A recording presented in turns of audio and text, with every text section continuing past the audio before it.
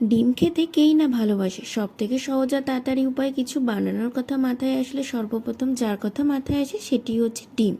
তো ডিমের ঝোল, ডিমের কারি তো খাওয়াই হয়, কিন্তু এই এগ বাটার মশলা একবার বাড়িতে বানিয়ে দেখবেন, খেতে কিন্তু সত্যি বলছি দারুণ লাগে। তো এর জন্য আমি প্রথমে 4টে ডিম অল্প লবণ দিয়ে সেদ্ধ করে নিয়েছি। এরপর কড়াইয়ে সর্ষের তেল গরম হয়ে গেলে তাতে 1 চামচ মতো হলুদ, লবণ, লঙ্কা গুঁড়ো দিয়ে ডিমগুলো অল্প ভেজে নিলাম। বেশি লাল করে ভাজবো না কিন্তু। তো ডিম ভাজা হয়েও গেছে, আমি একটা প্লেটে তুলে নিয়েছি। এবার ওই তেলের মধ্যে 1 চামচ বাটার দিয়ে তাতে গোটা গরম মশলা আর তেজপাতা দিয়ে দিয়ে দেবো পেঁয়াজ কুচি।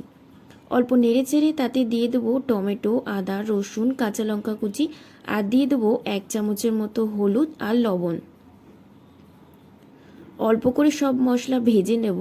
এরপরে একটু ঠান্ডা হলে সেটাকে একটা ফাইন পেস্ট বানিয়ে নেব। আবারও কড়াইয়ে 1 চামচ মতো বাটার দিয়ে পেস্টটি দিয়ে দিলাম।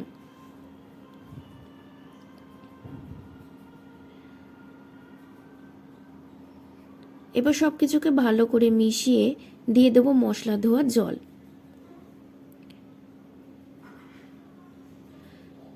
তো মশলাগুলো একটু ভালো করে কষিয়ে নিলাম কিছুক্ষণ, তারপরে দিয়ে দিলাম সব গুঁড়ো মশলা। দিয়েছি 1 চামচের মতো জিরে গুঁড়ো, ধনে গুঁড়ো আর কালারের জন্য কাশ্মীরি লঙ্কা গুঁড়ো। এবার অল্প অল্প জল দিয়ে মশলাটাকে কষিয়ে নেব।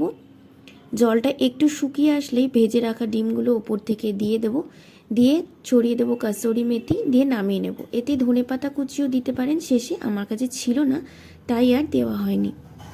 তো রুটি, পরোটা, ভাতের সাথে এটা থাকলে কিন্তু আর কিছুই লাগবে না। ভিডিওটি ভালো লাগলে অবশ্যই লাইক, শেয়ার, সাবস্ক্রাইব করবেন।